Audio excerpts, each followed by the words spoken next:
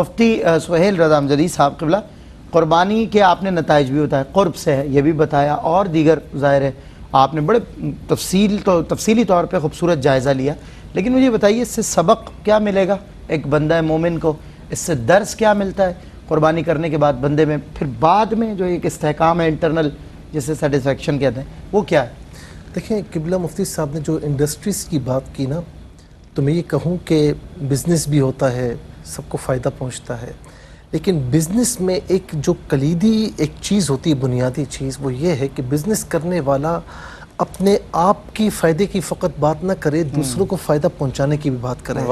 Industries ہماری تباہ بھی اس لیے ہوتی ہیں کہ جب ہم منافع پروفٹ کماتے ہیں تو بے اندازہ، جب وہ دھڑام سے نیچے آتا ہے تو بے اندازہ نقصان بھی ہوتا ہے.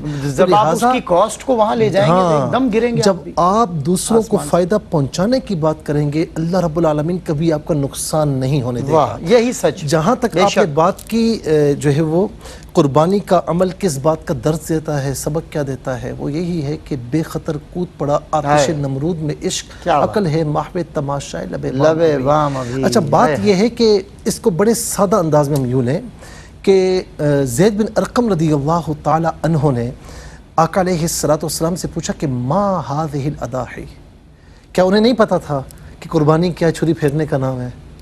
لیکن ماں جو ہے اہل علم اہل عقل یہ جانتے ہیں کہ یہ حقیقت و ماہیت کے لیے ہے. ما هذه الاضاحی، گویا کہ یا رسول اللہ یہ چھری پھیرنا، جانور ذبح کرنا یہ تو ہم سمجھ رہے ہیں، لیکن یہ ہے کیا، اس کی حقیقت کیا ہے، ماہیت کیا ہے؟ تو حضور نبی کریم علیہ السلام نے بڑا جامع اور معنی کلام فرمایا، سنت ابیکم ابراہیم. اللہ، یہ تمہارے باپ، یعنی یہاں پر نسبت ہے حضور نبی کریم علیہ السلام کے آبا و اجداد میں سے. فرمایا تمہارے باپ ابراہیم کی سنت ہے. اب یہاں پر ایک بات آتی ہے عوام الناس کی اور ایک بات آتی ہے خواص کی. عوام الناس کے لیے کیا ہے سنت ابیکم ابراہیم؟ کہ جو ابراہیم علیہ السلام نے کیا، ابراہیم علیہ السلام نے کیا کیا؟ جب وقت آیا تو اپنے بچے کو، اپنے بیٹے کو اللہ کی راہ میں ذبح کرنا چاہا، اللہ رب العالمین نے مینڈا بھیجا، قربانی بھی قبول ہو گئی. اب آپ یہ دیکھیں قرآن کریم کتنے پیارے انداز میں یہ فرما رہا ہے.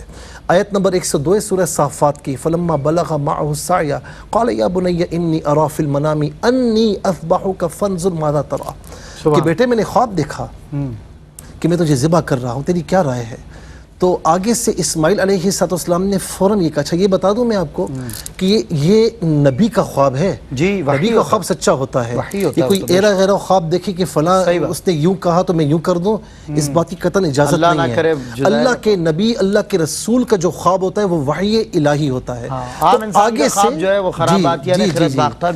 وہ اس مقام پر حجت نہیں ہوتا جو میں نے دیکھا میں وہ کروں. بالکل صحیح. اچھا انہوں نے جواباً کیا کہا کہ فنظر ماذا ترى، کہ تو سوچ تیری کیا رائے ہے؟ تو قال یا ابت افعل ما تؤمر، باپ کیسا کہ بیٹے سے پوچھ رہا ہے، بیٹا کیسا؟ یا اے میرے والد آپ کو جو حکم دیا گیا وہ پورا کیجیے. کیا بات. فلما اسلم وتلہ للجبین ونادیناہ ان یا ابراہیم. اب یہاں دیکھیں کہ ان کیفیات کو، ان مناظر کو رب تعالیٰ بیان فرما رہا ہے. اللہ کو پیار اتنا، دونوں نے اللہ کے حکم کے آگے سرنڈر کیا. اس پوری فیملی پہ اللہ کو پیار اتنا آیا ہے، شاعران حج بن گئے ان کی ادائیں. اب یہاں دیکھیں کہ رب تعالیٰ فرماتا ہے کہ دونوں تیاری میں ہیں، ایک قربان کرنے کے لیے اور ایک قربان ہونے کے لیے. تو وہاں سے ندا دی، ہم نے ندا دی اے ابراہیم قد صدقت الرؤیا انا کذالک نجزی المحسنین، ارے تو نے تو اپنا خواب سچا کر دکھایا، ہم اسی طرح محسنین کو جزا عطا فرماتے ہیں. تو ایک تو یہ ہے کہ ابراہیم علیہ السلام نے جو کیا وہ ہمارے لیے سنت ہے، سنت و ابیکم ابراہیم. خواص کے لیے کیا ہے کہ ابراہیم علیہ السلام کی سیرت کو دیکھیں، سیرت کو دیکھیں کہ جب یعنی سورہ صافات کی آیت نمبر 98 دیکھیں، قالوا ابنوا له بنیانا فالقوه فی الجحیم، کہ اس کے لیے ایک آگ تیار کرو، اس کو ڈالنا ہے. تو جب آگ میں کودنے کا مرحلہ آیا اللہ کی رضا کی خاطر تو کود پڑے.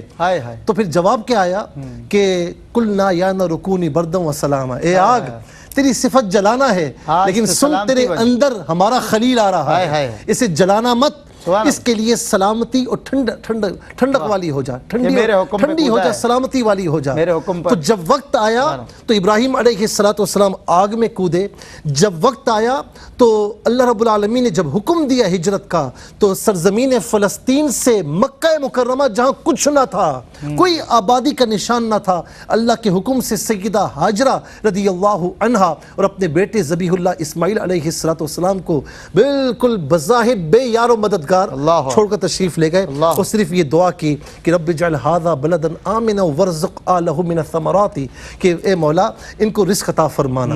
اچھا پھر آپ یہ دیکھیں، وقت آیا تو اپنی بیوی کو وہاں چھوڑ دیا، وقت آیا اپنی اولاد کو وہاں چھوڑ دیا، پھر اتنے منتوں کے بعد، مرادوں کے بعد اسماعیل علیہ السلام ملے، جب وقت آیا تو اس کی گردن پر چھری بھی پھیرنا چاہیے۔ اچھا اسی طریقے سے آپ یہ دیکھیں کہ سیرت، کردار اور جذبہ دیکھیں ابراہیم علیہ السلام کا، تو ہمیں قربانی کو سمجھنے کے لیے ابراہیم علیہ السلام کی سیرت کو سمجھنا ہوگا۔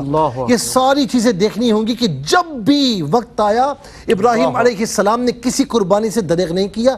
اسی لیے کہتے ہیں کہ آپ کو خلیل اللہ کیوں کہا جاتا ہے؟ لِأَنَّهُ سَلَّمَ نَفْسَهُ إِلَى النَّيْرَانِ، جب وقت آیا تو اپنے آپ کو آگ کے سپرد کیا۔ وَوَلَدَهُ إِلَى الْقُرْبَانِ، جب وقت آیا تو اپنے بیٹے کو قربان کرنے کا جو ہے وہ ارادہ فرمایا۔ پھر فرمایا کہ وَمَالَهُ إِلَى الضَّيْفَانِ، اپنا مال مہمانوں پر خرچ کیا کرتے، اور سب سے بڑی بات کیا ہے؟ وَقَلْبَهُ إِلَى الرَّحْمَانِ، ان کا دل تو ہمیشہ اللہ کی یاد کے ساتھ جڑا ہوا۔ اللہ اکبر، کیا بات ہے۔